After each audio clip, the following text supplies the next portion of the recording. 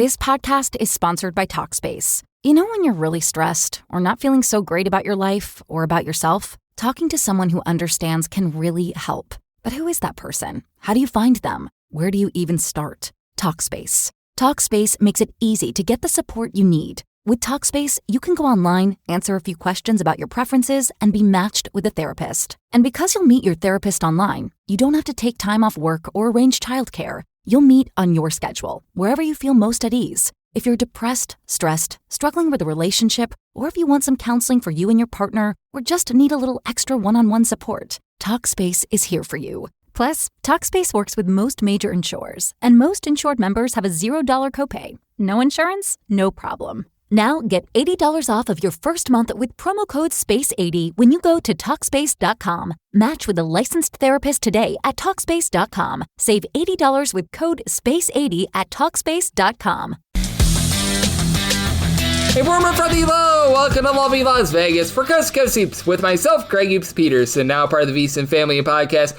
We've got an excellent podcast for you, as we've got another one of our conference preview podcasts today, as we're going to be diving in on the Big East. Here in the first segment, I'm going to give you guys the just overall styles of play that we see in the Big East, some of the betting trends as well. We'll be diving a little bit into some of those coaching changes, and we'll dive in more on those coaching changes, all the roster moves, and so much more in segment number 2 with our good friend Rob Donaldson. He does a great job with the show/podcast, Rob's Best Bets, and we're going to flesh out all 11 rosters with him in segment number 2. In the final segment, I'm going to get you guys my projector or finish for the Big East. If you do have a question, comment, segment idea, what have you for this podcast, you have one of two ways we'll fire those in. First one is my Twitter/X timeline at gunit_81. Keep in mind, letters CM, they mean does not matter, so as per usual, please do send these into the timeline. And the other way is find an Apple Podcast review. If you rate this podcast 5 stars, it is very much appreciated. From there, you're able to fire in whatever you'd like to hear on this podcast via that 5-star review. While I did not get in any Twitter/X questions today,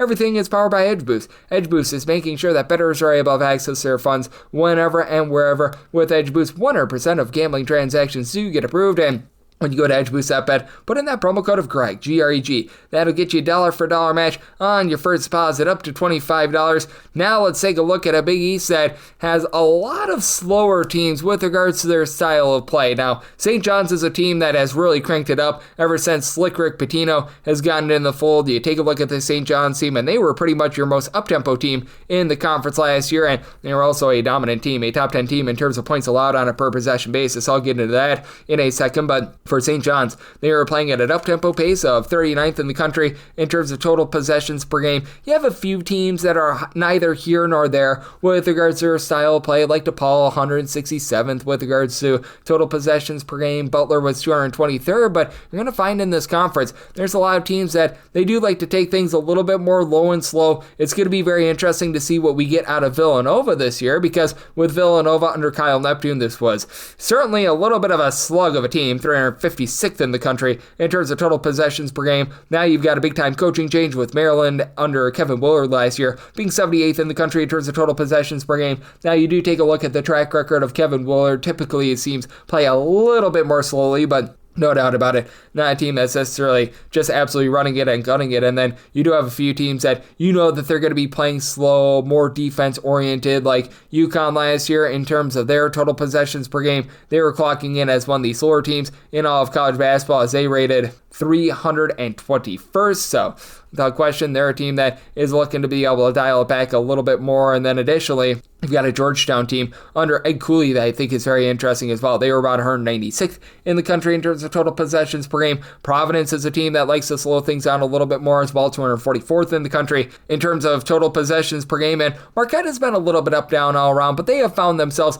more in the middle of college basketball. They were 176th in the country in terms of total possessions per game, and this is very much a conference in which defense really does come first. Yeah, you do have some rock-solid offenses, but I mentioned it with St. John's, number 2 in all of college basketball in terms of points allowed on a per-possession basis, and if this is a little bit of a precursor for the conference, you've got a Xavier team that was quite up-tempo last year, but struggled on defense. They bring in New Mexico coach Richard Pitino, and his New Mexico team was 11th in the country in terms of points allowed on a per-possession basis, and I mentioned Villanova bringing in Kevin Willard. That Maryland team was number 6 in all of college basketball in terms of points allowed on a per-possession basis. So I do think that there's a lot of defense on the way for these teams, as you had a lot of teams that were more neither here nor there with their defense, I think is the best way of putting it. With Marquette, they were number 39 in all of college basketball in terms of points allowed on a per possession basis. Not necessarily lighting the world on fire, but not bad. Georgetown, they were 68th in the country in terms of points allowed on a per possession basis.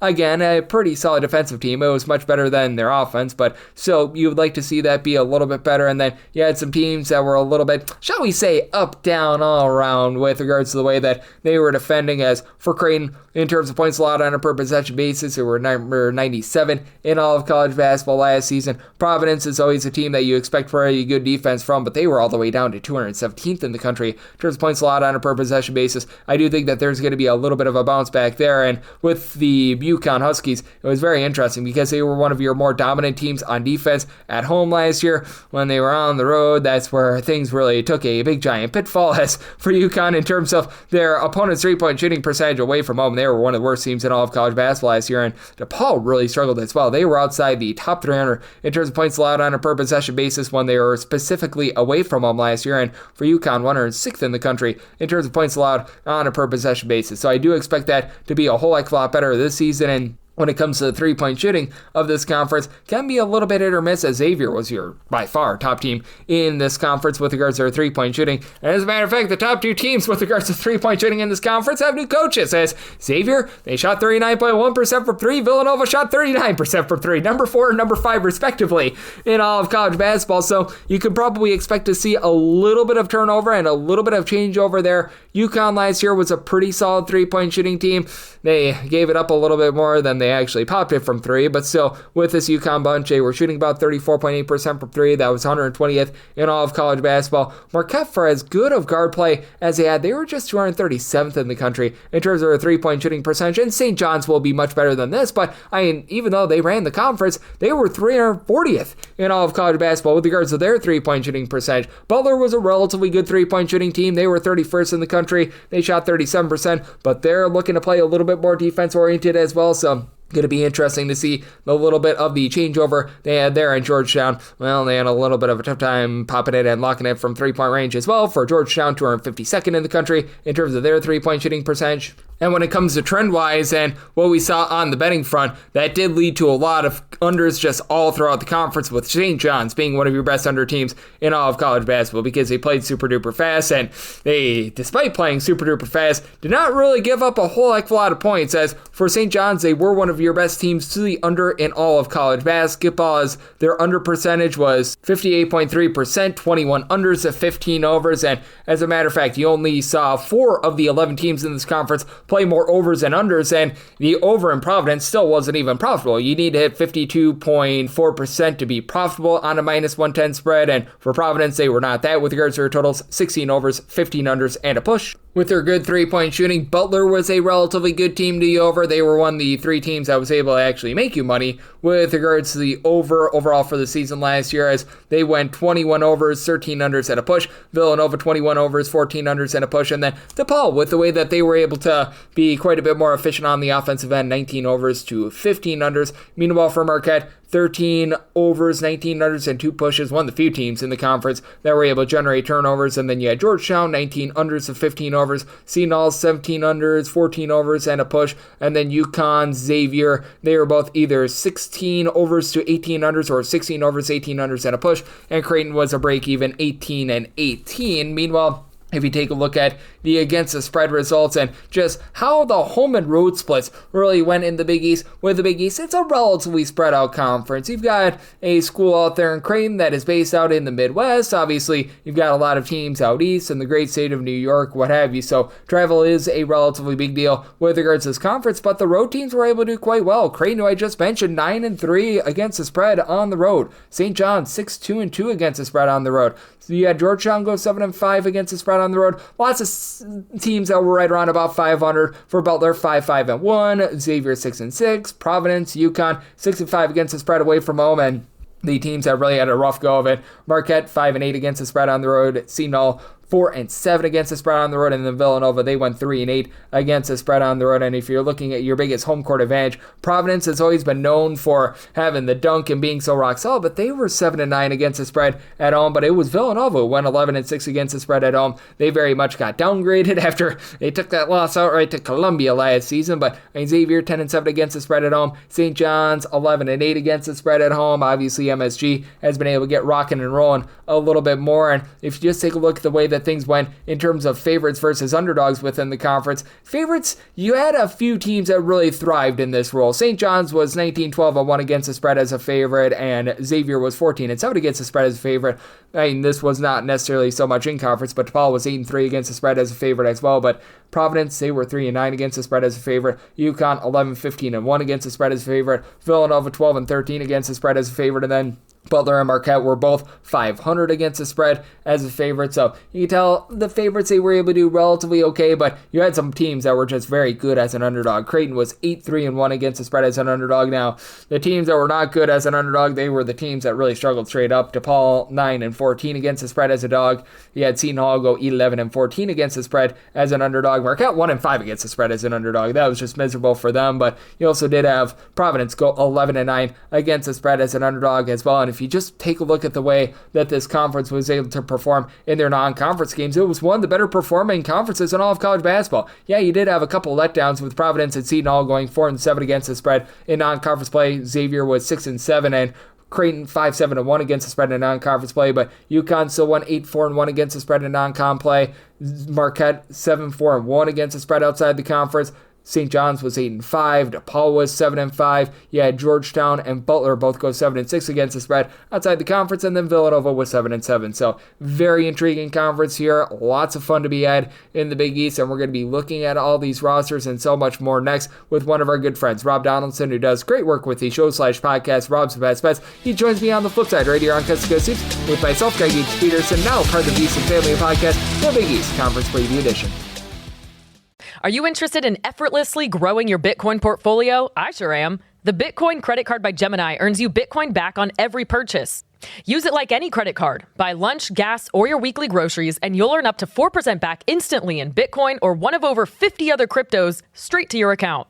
All that with no annual fee, and right now you can grab a $200 Bitcoin welcome bonus. It's the easiest way to start building your Bitcoin stack. Go to Gemini.com/card to learn more. Terms apply. See the link in the description for more information regarding rates and fees.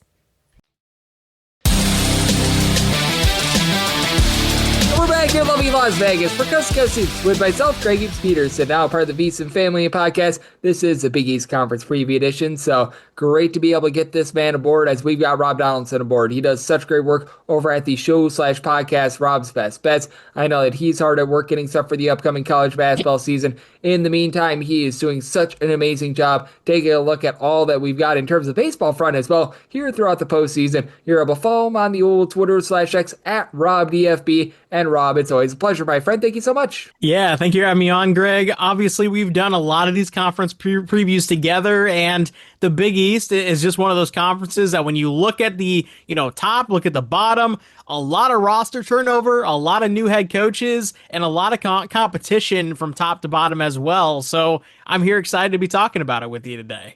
Absolutely. I'm excited as well. And I think that this is going to be a great conference where there's going to be a lot of unknown in the middle. But the one thing I feel pretty good about, Seton Hall is my number 11 team. I look at things and they needed to improve the three-point shooting. And AJ Stanton McCrary, he's going to give you a little bit of something. But I just look at this program and I think that Shaheen Holloway is a good coach. He's just fighting an uphill battle with there being no NIL at Seton Hall. And it's just clear that they're not putting out their Big East talent. Yeah, and from the date that he actually took over the program, that first year, they had more talent than where they are now, and that is never how you want to feel about your program this deep into a tenure, especially with a guy who was returning home, was hoping to bring that spark after his runs with St. Peter's, and I do think what that kind of speaks to is, to your point, the investment level is just not there, or it's not up to par with the rest of this league, and unfortunately because of that, Seton Hall has fallen on some really, really hard times, and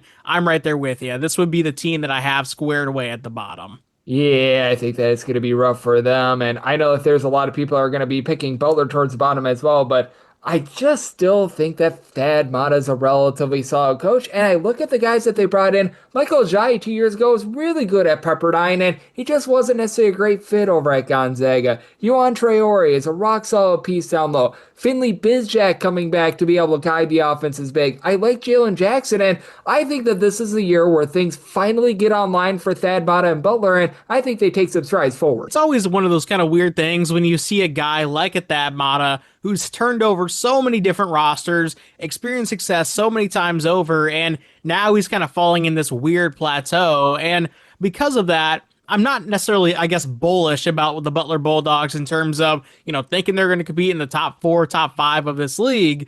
But in terms of, year over year consistent, improvement or just competition, getting better and sticking in a lot of tough games, I do think that Butler could be better this season. And, to your point, they did lose some big names in the portal over the past couple of years, but the pieces that they are returning back are notable, and even what they got in the portal are talented players as well.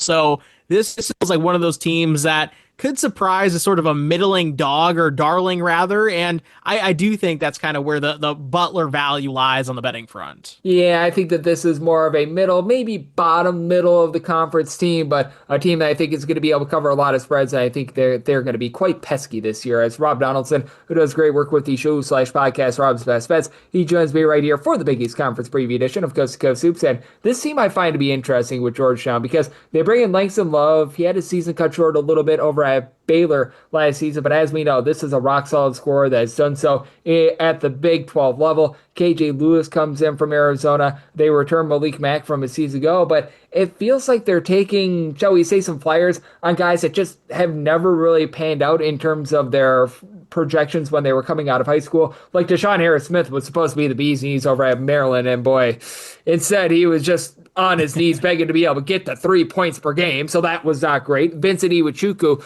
he unfortunately had that cardiac arrest a few seasons ago. It just has not gone his way, so you feel bad for a guy like that, but how do you take a look at a Georgetown team where they have some good front-end talent, but I just question the overall depth for this team? Yeah, and this is one of those kind of weird programs that I think are in limbo status because we do know that Ed Cooley is a fantastic coach, but what he was doing at Providence was retaining guys year over year over year and building up a program just internally rather than building it through the transfer portal or rather than building it through 5 stars and 4 stars coming out of high school. And when you do have this Georgetown look over the last few years with Ed Cooley, it's kind of been almost like, all right, let's just try to compile enough talent and let me work my magic as a coach, which is a totally different brand of basketball in comparison to his time at Providence.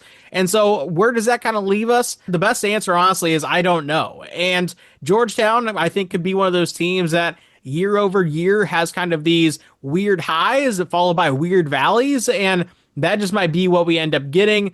Obviously, Ed Cooley is always going to be able to kind of shave off one unexpected win down the stretch, but can they put it together for a full season and really elevate themselves to the top end of this league where I think a lot of people thought Ed Cooley would have this program at this point in his tenure? I don't know. And so I slot them to the bottom, but I slot them towards the bottom with a lot of upside for, hey, maybe things can click with all this talent, and all of a sudden we're looking at Georgetown the same way we looked at, a Marquette last season or a team to that extent. Yep, I'm right there with you, and I think that is going to be so interesting, and I'm so glad that you brought up Marquette because it just really does baffle me that they don't use the transfer portal at all. They utilized it once for Tyler Kolek, and that obviously panned out really, really well. They decided, never again. I guess that they just want to go out on top with that. And last year, you knew that Cam Jones was going to be the dominator in this offense, but this year you don't have as much of that. You've got Ben Gold, you've got Chase Ross, you've got a bunch of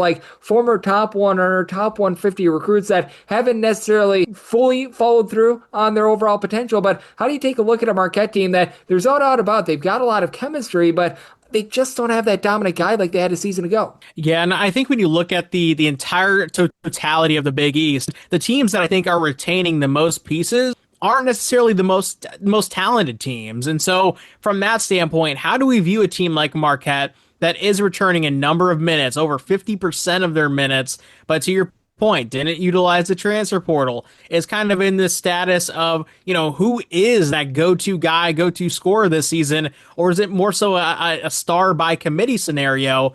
And again, it's like kind of very similar with, what we just talked about with Ed Cooley at Georgetown, where Shaka Smart is a really great head coach, but the landscape around college basketball is changing. And where does that leave him now with this Marquette program? I think this is going to be a massive prove it year, because it wouldn't surprise me if Shaka Smart is sitting there in late February or mid-February and they're in second place in this conference. It also wouldn't surprise me if, because of how they decided to build not through the portal, if all of a sudden they're in the bottom 6 of this league as well. So yeah, it's going to be very interesting to see. But once again, a team with a great coach that I'm just not overly bullish about right now. Yeah, I'm right there with you. It is a program where I just felt like they needed to bring in someone, because they've got good chemistry. They've got a good system, but man, you gotta bring in someone. And for Xavier, they brought in a whole bunch of someone, because this is pretty much a brand new roster from a season ago with Richard Pitino coming in. Would have loved to see him bring over a few of those other New Mexico guys, but Philip Rosevichin, hopefully I said that correct,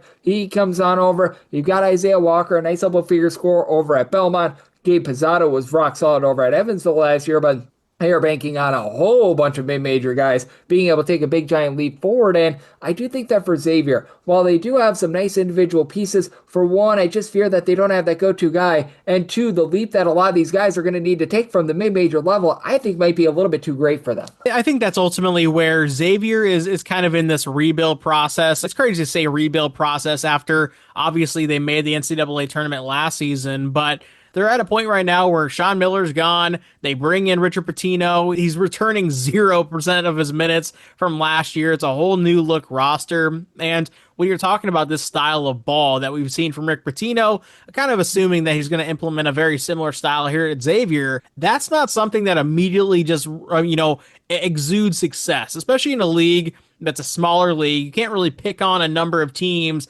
at the bottom because there's just not that many bad teams at the bottom.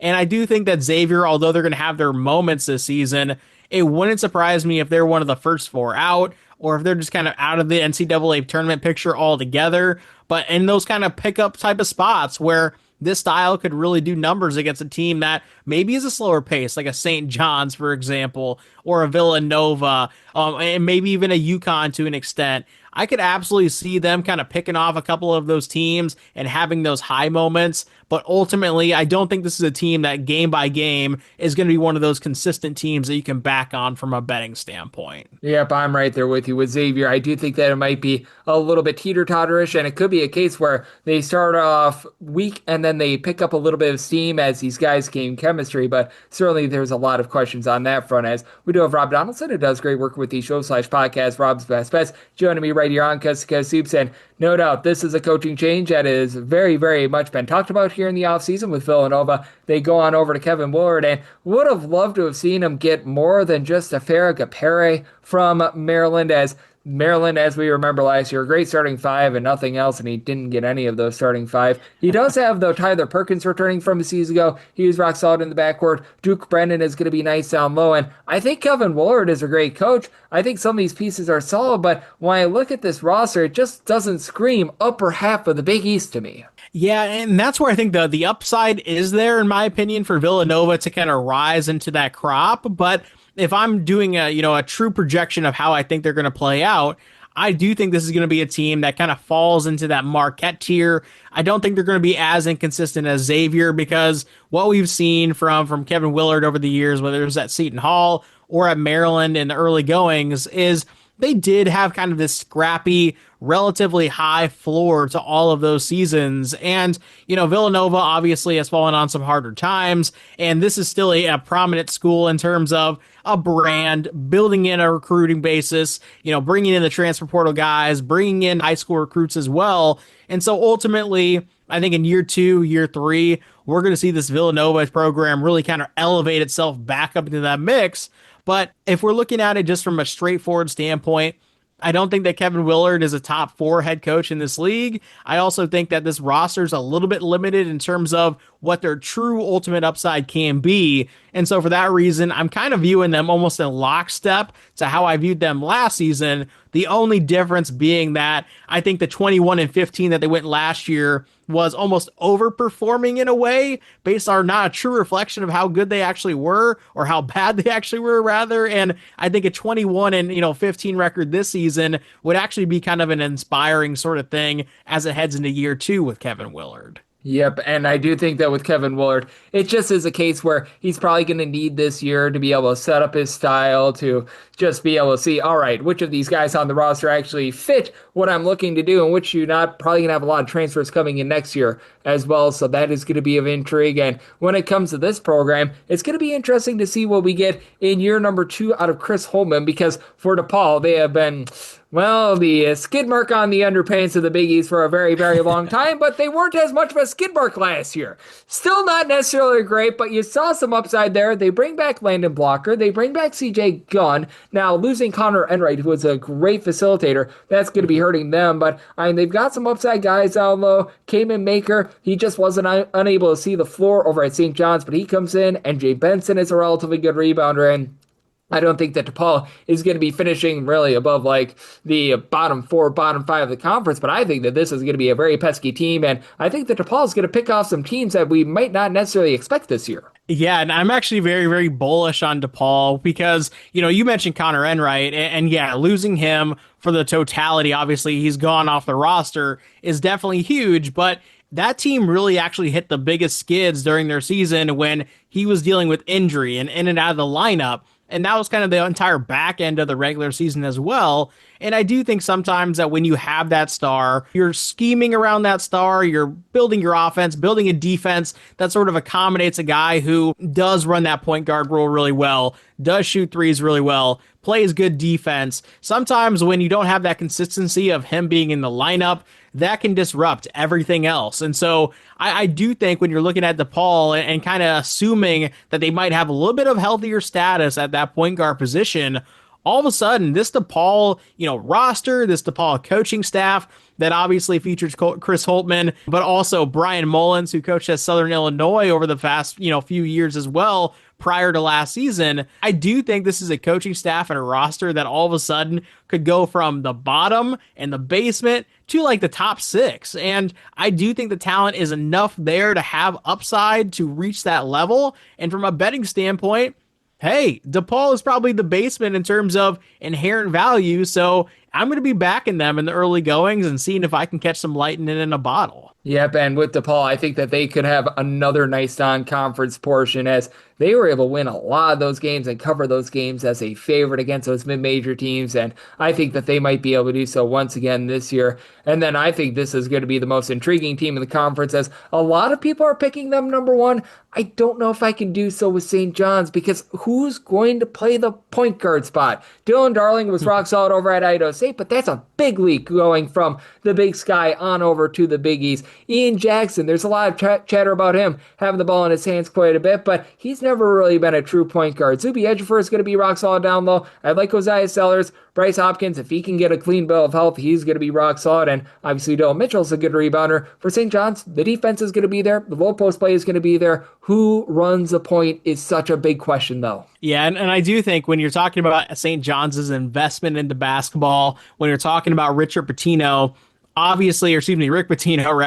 this is a program that I think from now on until the day Rick Pitino retires is always going to be in the fold. Kind of the same way we're talking about UConn, kind of the same way we talk about Creighton.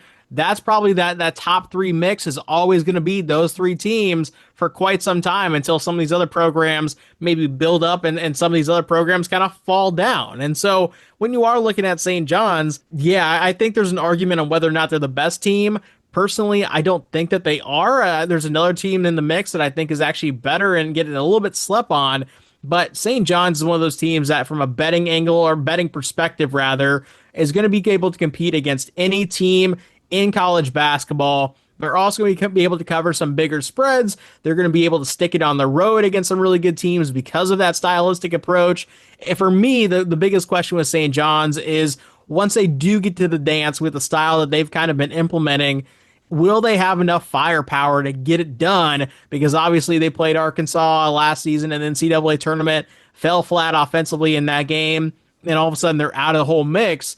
That's my biggest question, not necessarily regular season, success or lack of success. Yep, and I think that that's such a great point made by you, and I do think that it is going to be so interesting to take a look at this team moving forward. And another team that I think is very much of intrigue is Creighton, because for Creighton, I always make this joke, they'd be doing some big-time copyright if they ever opened up a restaurant, because it would be Five Guys. They play Five Guys, and they really don't play anyone else. With Creighton, I feel like they'll very much benefit if they go to the bench a little bit more this year, because I love the fact that they brought in Josh Dix, Owen Freeman, and I love teams that bring in multiple guys from the same stop. Both of these guys were solid over at Iowa. Jason Green is a rock-solid 6'8", little bit of a combo player. Jackson McAndrew, going from his freshman year to his sophomore year, is solid, but now they're going to have to replace Ryan Kalkbrenner, and I don't think that you can do it with one guy, because even though McAndrew has size, he is not a guy that necessarily is the rebounder and the shot blocker that Ryan Kalkbrenner was. Owen Freeman is going to be able to help there, but I would love to see them go to some of these guys like an Isaac Trout. You've got Hudson Greer as freshman who's rock solid, Blake Harper. I think that guys like this, if Creighton expands the bench a little bit more, they've got a lot of upside, and if they don't, they're sort of going to peter out like they have the last few seasons. And I do think if Creighton can get right from a health standpoint, they will be fine, because ultimately what we saw last year is Stephen Ashworth got hurt early. Pop Isaacs was in and out of the lineup. Ryan Kalkbrenner was in and out of the lineup. When you're talking about your three best players on any roster kind of being a question mark in every single game, relatively speaking, I don't think you're going to find many teams that are going to be able to consistently, hold their own against the best in the league. And so, yes, Owen Freeman already dealing with some injury stuff, and he had an injury last year at Iowa. And so maybe that's a little bit of a question mark. But to your point, Creighton across the board, I think, has more depth this season. I also think they have more ways that they can beat you, because it's not just Ryan Kalkbrenner posting up and kind of hoping you can live through that method of scoring. I think they have good defenders. I think they have good shot makers from the outside. I think they have good facilitators. And I think when you're looking at Greg McDermott, this is one of the coaches that's almost a model of consistency in college basketball, where he is going to maximize his team however it needs to be done. And I do think that Creighton has a really good chance at being the best team in the Big East this season. And right now, as it currently stands, I actually would give them that label from my perspective. With Creighton, I always respect Greg McDermott as a coach.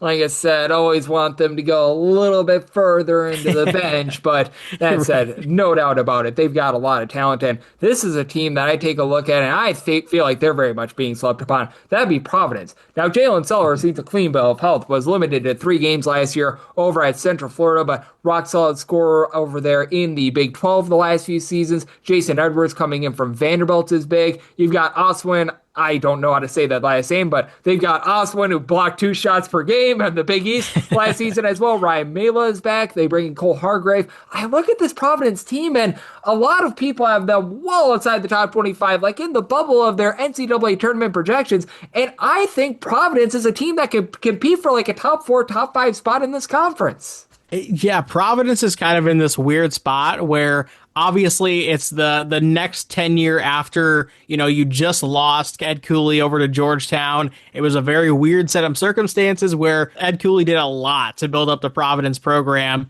and just kind of bounced to another team in the conference almost like overnight. It just happened while they were in the NCAA tournament. Then all of a sudden he was just gone. It was a very weird scenario, as we've kind of seen the past couple seasons with this setup. Obviously, Georgetown having Ed Cooley, Kim English being at Providence, it's almost kind of felt like that game in particular has been like the Super Bowl type of game, and almost nothing else mattered, it's just very weird, because Providence, you can't really go from a NCAA tournament team to only one game on your calendar actually being the one that means anything. And I do think there's a really good chance that flips this season with a talented roster, but Providence is one of those teams I really want to see it from, because Cam English, he got it done at George Mason, but it almost kind of felt like, in my opinion, they pulled the trigger on a guy who, it was a little bit early in his tenure and he wasn't overly proven. They just said, hey, let's go ahead and try to strike lightning in a bottle with a guy that we can afford in a program like this. In the early goings, it hasn't paid dividends. this is kind of that crucial year. And so from a betting standpoint, I'm not going crazy on Providence personally, but to your point, I think the upside is 100% there, where if we see it in the first couple months, all of a sudden, I'm probably one of those believers just like you here. Yep, and with Providence, you know that they're going to play some good defense. The offense last few seasons has been quite questionable, to say the least, and we know what this team is capable of because they have won 2 of the last 3 national titles. That would be UConn. Obviously, a little bit of a down year last year. They had to replace a lot of those pieces from those 2 titles, but Dan Early, I mean, maybe he's a little bit cocky about it, but he is one of the better coaches in all of college basketball. You bring back solo ball. You bring back Alex Caravan. You bring back Terrace Reed. You add in there Silas Demery. You add in there Malachi Smith. And I really think that this is the most complete team in the conference. And like I was saying with St. John's, so much talent, but no point guard. With UConn, you've got a lot of talent and you've got a point guard.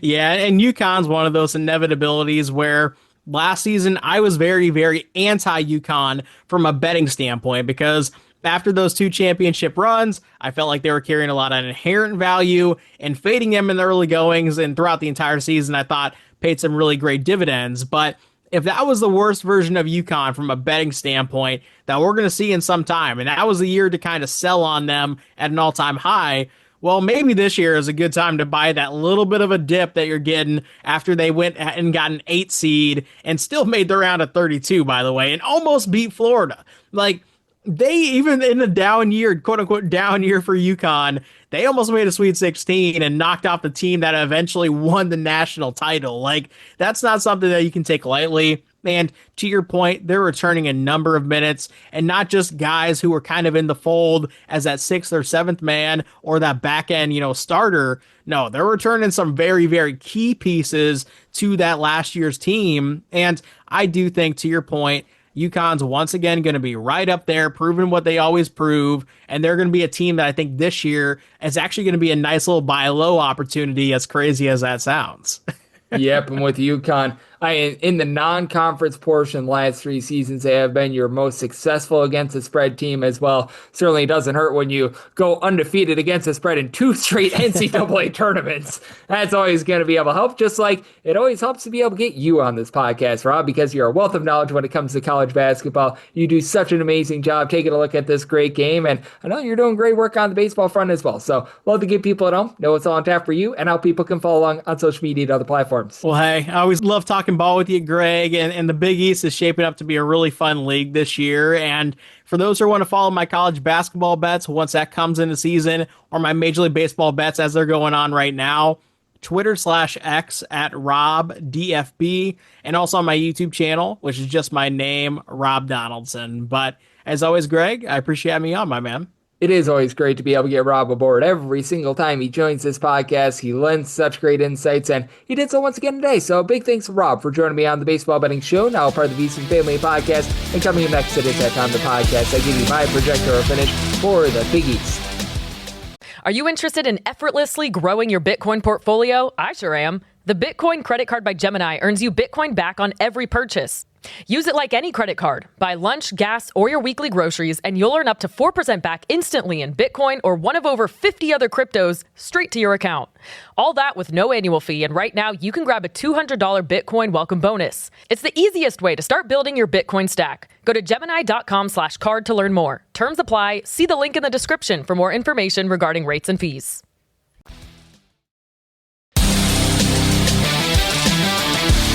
And we're back here in lovely Las Vegas for Coast to Coast Hoops with myself, Greg Peterson, now part of the VSiN Family Podcast. Always great to be joined by Rob Donaldson. He does such great work with the show/podcast, Rob's Best Bets.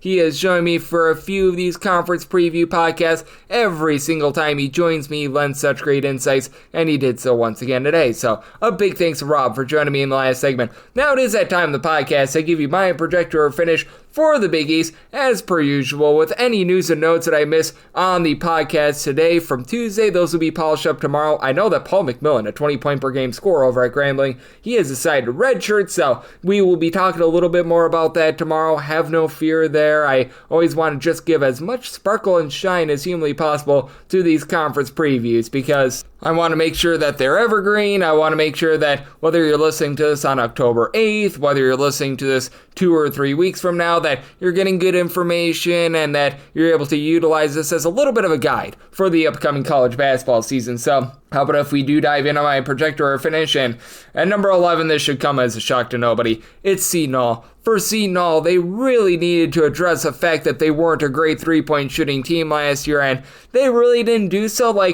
Josh Rivera is a rock-solid player, but Josh Rivera is not a guy that's going to uplift your three-point shooting. He was averaging about 10.5 points per contest when he was over at Fordham last season, 6'7", a little bit of a combo player, and Adam Clark is a good player over at Merrimack. 19.5 points, 6 assists, 4.5 boards. He's able to generate turnovers. Guess what he doesn't do? He doesn't shoot the three. He shot 28.5% from three-point range. This is a team that, under Shaheem Holloway, when they're at their best, they're rough and tumble down low, and they just don't really have a lot of size down low this season. Pat Sumnick, he comes in after spent some time at West Virginia, DePaul, and a few other places. He should be able to give you a little bit of something, but big-time question marks here. AJ Sam McCray, I do think is a little bit of an upside guy. He spent some time at Miami and Sanford, and he's going to look to duplicate what he did over at Sanford 2 years ago, but that said, I do think that's going to be rough times here for Seton Hall. I've got them in my projector finish at number 11. At number 10, I'm going to be going with Georgetown. With Georgetown, so much of their success last year came when Thomas Sorber was out there on the floor, give you 8.5 rebounds. It's why they were such a good defensive team, but now with him out of the fold, that just really hurts this bunch. You do have Malik Mack, though. Malik Mack last year, 13 points, 4.5 assists, a relatively solid 35.5% three-point shooter, so that's something nice that they're going to be able to build around, but I do have some question marks with what you're going to be able to get out of Langston Love, along with KJ Lewis. These are the two main guys that are going to be coming into the fold for them, and Langston Love, obviously a guy that is very capable of being able to put up some good numbers. We saw him last season over at Baylor be able to give you about 9 points. He, 2 years ago, was a really good three-point shooter. Last year, we saw a little bit of a fall off with that three-point shooting. It was limited to just 20 games, so that's going to be something big. KJ Lewis comes in from Arizona, 11 points, about 3 assists per contest, so he's got some nice versatility there, but I do fear that depth is going to be a really big issue for the team. Deshaun Harris-Smith was just such a big giant flop when he was over at Maryland, so perhaps a little bit of an upside guy there. Vincent Iwuchukwu, he's another former top 75 recruit that has just never really panned out for the team, and then you're going to be relying a lot upon Jeremiah Williams in the backcourt as well. With Jeremiah Williams, last year, he was over at Rutgers, was putting up about 7 points per contest, has dealt with a lot of injuries. 2 years ago, pretty much missed most of the season for Rutgers, missed the entirety of the 2022-23 campaign, but it's never really been, again, a great three-point shooter. And with this Georgetown team, I just feel like Ed Cooley is not doing the world's greatest job of being able to get it back online as well. So I do have some big-time question marks with this Georgetown team. I know that a lot of people are going to call it very low because there is a lot of upside with Georgetown, but I really do see the floor with them as well. So with Georgetown, I did put them in my projector finish over at number 10, which again, probably going to be pretty controversial for a lot of people. At number 9, I go with Xavier. With Xavier, just a lot of transfers that are going to be coming in. They've got All Right coming in, which, that is All Right there. Was very solid over at Valparaiso. Was able to give you a little bit of facilitation. Was able to be a nice double-figure scorer, so that's rock solid. And then you're bringing Isaiah Walker, was a nice scorer over at Belmont. 11 points, 5.5 boards, but you've got a lot of mid-major guys that you're going to be really banking on. Roddy Anderson, he's coming on over from Boise State after he was pretty solid for them last season. Spent a little bit of time at UC San Diego as well. Gabriel Pizzato, he's a double-figure scorer that last year was over at Evansville, but going from Evansville, going on over to the Big East, that's going to be a big jump. Trey Carroll, again, solid player over at Florida Atlantic, but who's going to be that main scorer? You've got a lot of guys that were solid at the mid-major level. Filip Bracevichin, hopefully I said that correct. He comes on over after he was solid over at New Mexico last year, began his career over at Arizona, but he's really one of the lone guys that follows Richard Pitino on over from New Mexico, so I do have a lot of question marks with a lot of mid-major guys that are trying to build themselves up. So with Xavier, I do have them in my projector finish in at number 9. At number 8, I do go with DePaul. For DePaul, they do bring back quite a few guys from a season ago, including CJ Gunn. CJ Gunn was able to be a relatively rock-solid scorer. Now, the fact that you lose Connor Enright, that is going to be big, but Gunn was your top scorer last year, 13 points, 4 boards per contest. The big thing is, are you going to be able to have Landon Blocker Blocker really be able to step up. He was at number 2 facilitator because Enright was giving you 6 assists per contest, but Blocker was a little bit of a stat sheet stuffer. 9.5 points, 3 boards, 3 assists, 3-point shooting. Really improved last year. He was about 34% from 3. You maybe like to see it be a little bit higher, but I do think that there's quite a bit of upside there. They bring in Caleb Banks, who was a double-figure scorer over at Tulane, began his career over at Indiana. NJ Benson is a guy that's able to give you a few boards, and I do think that Isaiah Medina, a 7'1" freshman, is going to be able to come in there, give you a little bit of something, and Kamen Maker, he was over at St. John's, another 7'1" big man that really couldn't get out there on the floor. You've got some upside down low, but you also do have some question marks. With Chris Holtmann, I think 2 things can be true. He did very much fail at Ohio State, and I do think that he's much better than what DePaul's had in the past years as well. And for DePaul, you just saw some good signs from this team last year, and having a lot of those guys coming back does have me a little bit bullish on them. So with DePaul, I did put them in my projector finish at number 8. Now this one's going to be controversial. At number 7, I've got Butler. A lot of people are probably going to pick them in the bottom 3 in this conference, but I am a Finley Bizjack guy. He was able to have himself a nice end of the season last year. For Bizjack, I do think that he's going to do a nice job of just handling this offense. 10.5 points, 2.5 assists. He shot 43% from 3-point range last season, was able to elevate his play even more towards the back half of the season. So being able to have a guy like that back, that is very big. Michael Ajayi, 2 years ago, had an absolutely exceptional season over at Pepperdine where he was shooting over 44% from 3, was able to give you double figures, 5+ rebounds per game. Very clear that he just wasn't necessarily the world's greatest fit over at Gonzaga. And then you've got Jamie Kaiser comes in along Jalen Jackson. I am very excited for both of these guys, and I do think that Thad Matta still knows how to coach. With Jackson, by the way, 19 points, 3 assists per contest. Sure,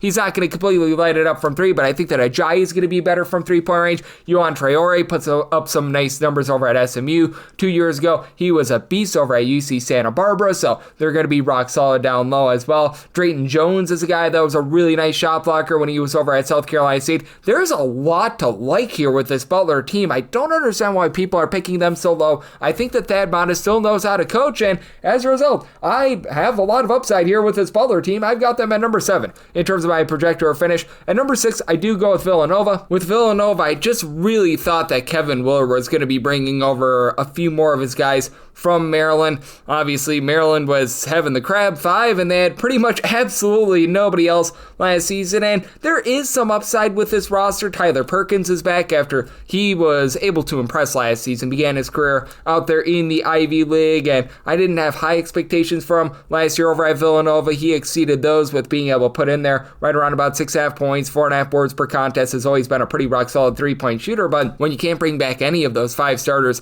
that's a little bit of an issue from that Maryland team. Devin Askew put up nice numbers over at Long Beach State last year, 19 points per contest, and as we know, he's a former top 50 recruit that has been everywhere, man. Like Long Beach State, Cal, Kentucky, Texas, list goes on and on, really up to 3-point shooting, but played absolutely no defense whatsoever over at Long Beach State last year. You've got someone like Zion Sanford, who I think that he's got a little bit of upside, and Duke Brennan, I think is going to be a rock-solid piece down low as well, was able to be a really nice rebounder over at Grand Canyon, began his career over at Louisville, but Tefera Gapere, what are you going to be able to get out of him, as he's the main guy that comes on over with Kevin Willard? I do think that there's some upside here, and I think that Kevin Willard is really a good coach. Bryce Lindsey coming on over from James Madison is going to be of help as well, but I just don't know what you're going to be able to get out of this team down low. And additionally, Arcadian Lewis, he's a really highly touted freshman. What are you going to be able to get out of him as well? So do have a few question marks here with Villanova, and that's why I have to put them at number 6 in terms of my projector finish. At number 5, I go with Marquette. Obviously, a lot to like with Marquette in terms of the returning talent, but again, with Marquette, look to someone in the transfer portal. Like, they've brought in one transfer ever since you had Shaka Smart take over the program. That was a guy by the name of Tyler Kolek. Like, I mean, it worked out well the first time. Bring in someone, because last year you knew that you had a guy that was going to be able to take over the game in Cameron Jones. Cameron Jones, I knew was very rock solid, but now you lose him, now you lose David Joplin, you lose Stevie Mitchell, and that puts the onus on Chase Ross, who was able to give you 2 assists, 10.5 points per contest, to really be able to step up. The versatility of Ben Gold is nice. He's 6'11". He was able to pop it at a clip of about 37% from 3-point range. I do like Trey Norman. Trey Norman didn't see a lot of playing time last season, but this is a guy that was a pretty very highly touted recruit, and I think that he's going to be able to take some strides forward here in season number 3. They bring in a guy like a Nigel James, who I think is going to be able to play some minutes right away in the backcourt. But what are you going to be able to get out of the likes of Royce Parham and company? You've got a lot of guys that are former top 150, top 200 recruits that haven't necessarily reached their full potential. I don't know if they ever are going to. I think that with Marquette, they're going to do a solid job on defense, but I think that offense, not having a go-to scorer, unless if Chase Ross turns out to be that, it's going to be taking a bit of a step back. So I do have some question marks here as a result with Marquette.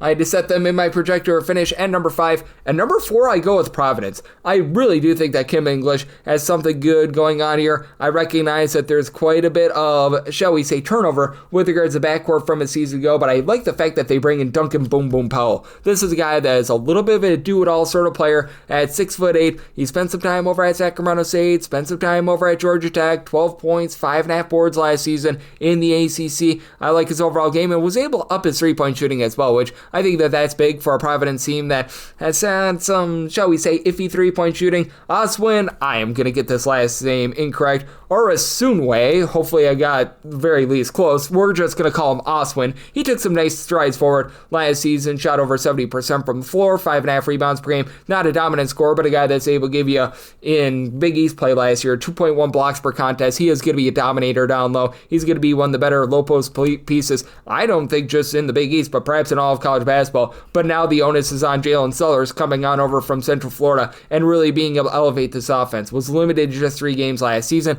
2 years ago at Central Florida, was putting up about 16 points per contest. Saw a dip in his three-point shooting 2 years ago. When he was over at Ball State, he was a 44% three-point shooter. I don't think that he goes back to shooting over 44% from 3. I don't think that he shoots sub 30% like he did 2 years ago. I think that he's somewhere between A and B, but also being able to have Corey Floyd Jr. back and having Jason Edwards coming on over after he was very rock solid over at Vanderbilt. I do think that this is a Providence team that's going to be very defense first. I think that they've got some good depth with bringing in someone like a Cole Hargrave, who is a very rock solid forward over at Drexel. Ryan Mela, he's back as well. So I do think that with Providence, the overall depth is going to be able to get this team towards the upper half of the conference, and I think that they've got quite a bit of upside to make the NCAA tournament. I've got Providence in my projector finish in at number 4. Number 3, I go with Creighton. Jackson McAndrew, I think, is going to be able to take some nice strides forward here as a sophomore, and for this Creighton Blue Jays team, being able to bring in a guy like an Owen Freeman, I think is big. Unfortunately, he had his season cut short over at Iowa, but a nice double-figure scorer that gives this team some rough and tumble down low, and you need it because you lose Ryan Kalkbrenner, and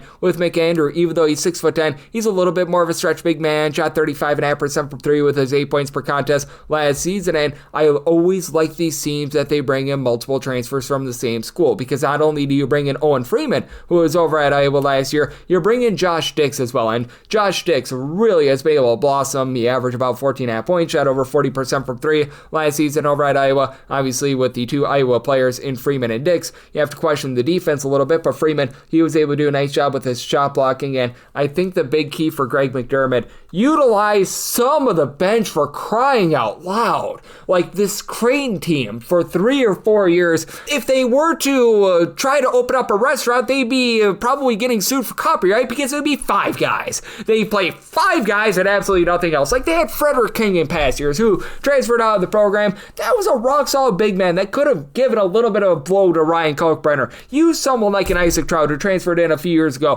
from Virginia. They've got Nick Graves coming in. He was a nice double-figure scorer over at Charlotte last year. Not a guy that's going to just completely light you up or anything like that, but there's a little bit of upside there. Heck, even someone like a Fedor Zujic, I think that he could be able to give you a few minutes as well. So if they can utilize the bench, there's a lot of upside here with this Creighton team, because I see some nice front-end talent. It's not necessarily amazing front-end talent, though, and they've got guys on the bench that I think can be able to really help them out. So I'm interested to see how Greg McDermott utilizes that bench. I've got Creighton as a result at number 3 in my projector finish. At number 2, I go with St. John's, and with St. John's being able to have a big man down low like Zuby Ejiofor, oh yeah, that is a nice place to be able to start with Ejiofor. He was able to do a nice job with his shot blocking, 8 rebounds per game. Obviously not a guy that's going to go out there and completely light you up from 3.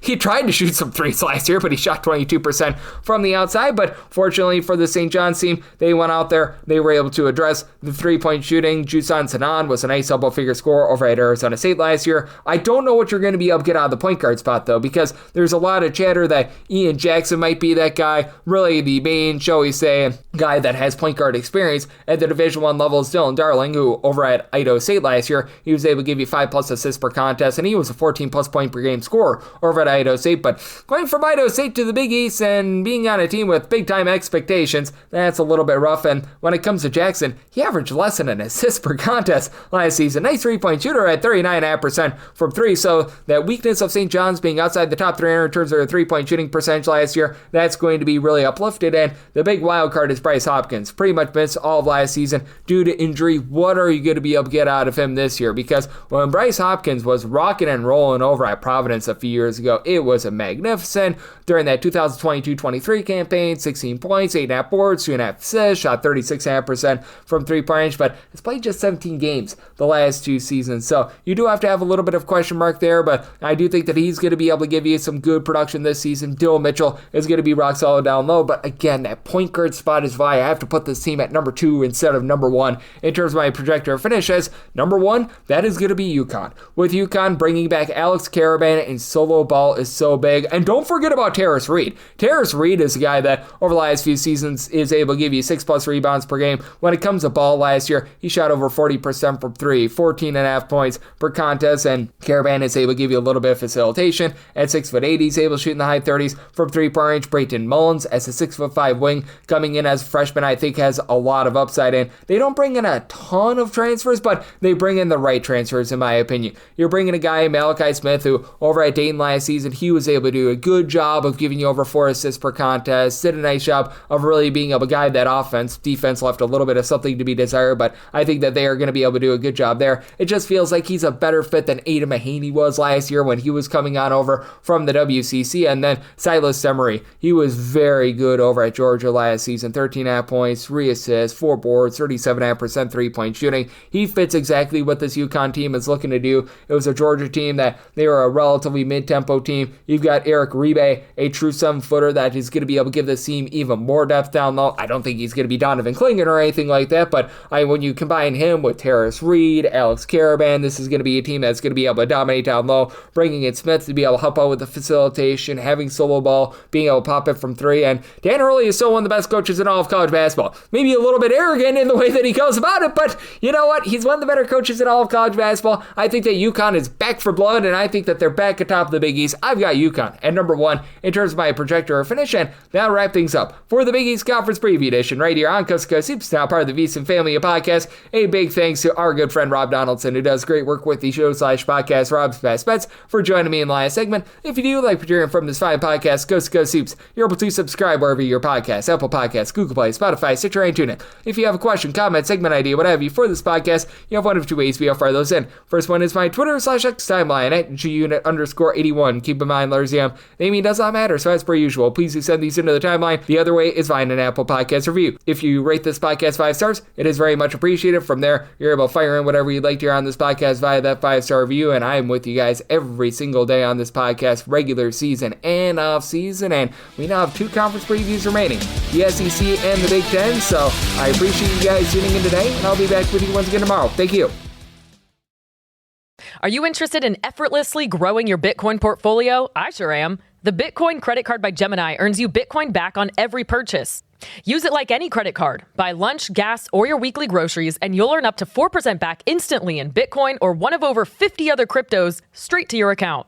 All that with no annual fee, and right now you can grab a $200 Bitcoin welcome bonus. It's the easiest way to start building your Bitcoin stack. Go to Gemini.com/card to learn more. Terms apply. See the link in the description for more information regarding rates and fees.